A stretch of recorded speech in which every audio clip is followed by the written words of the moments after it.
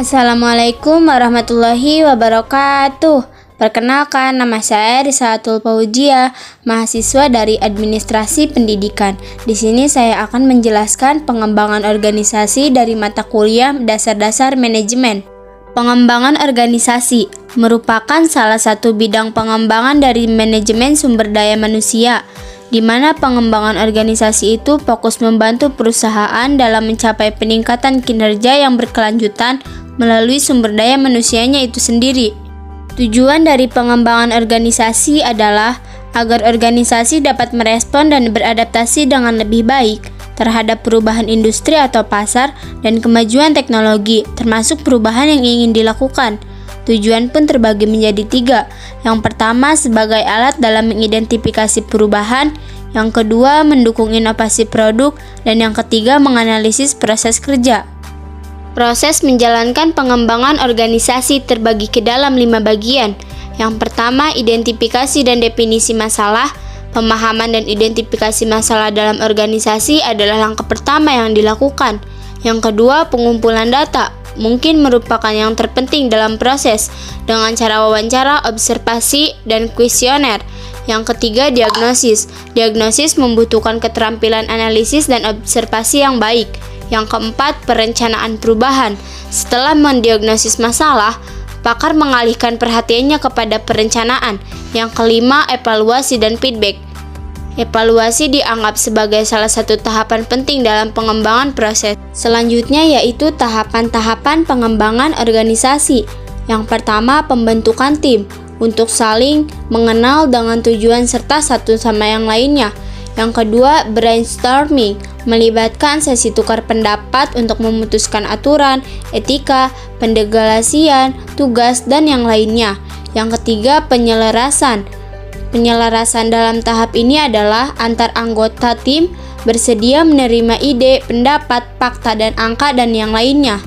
Selanjutnya yaitu pelaksanaan. Ketika tim tersebut berhasil menyelesaikan 3 tahap yang disebutkan, maka tim akan mencapai tahap perform yang ditandai dengan semangat tim, persatuan, dan efisiensi yang tinggi. Yang terakhir yaitu monitoring dan evaluasi. Selama proses pelaksanaan perlu diadakan proses monitoring, kemudian setelahnya perlu diadakan evaluasi. Apakah proses dan tujuan sudah sesuai dengan apa yang diharapkan?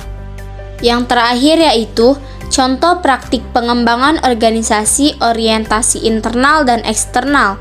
Yang pertama, membuat sistem project management.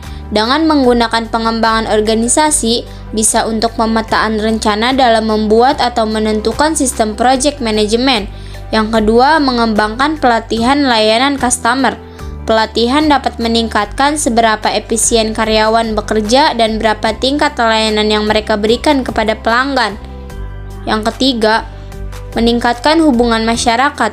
Melalui pengembangan organisasi bisa memberikan kontribusi kepada komunitas dan masyarakat sehingga hubungan perusahaan dengan masyarakat dapat terjalin dengan baik.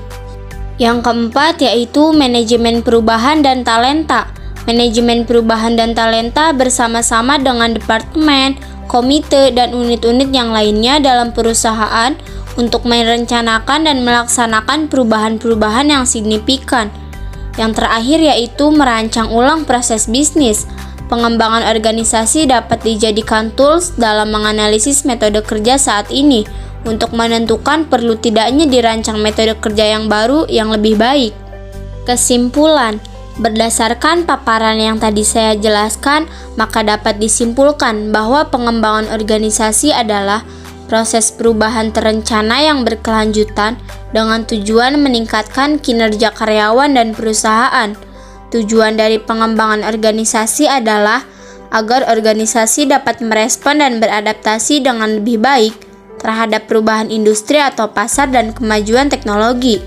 Pengembangan organisasi ini dapat dilakukan melalui program-program seperti membuat sistem project management, mengembangkan pelatihan layanan pelanggan, meningkatkan hubungan masyarakat, manajemen perubahan dan talenta, serta merancang ulang proses bisnis. Baiklah, itu saja yang bisa saya sampaikan.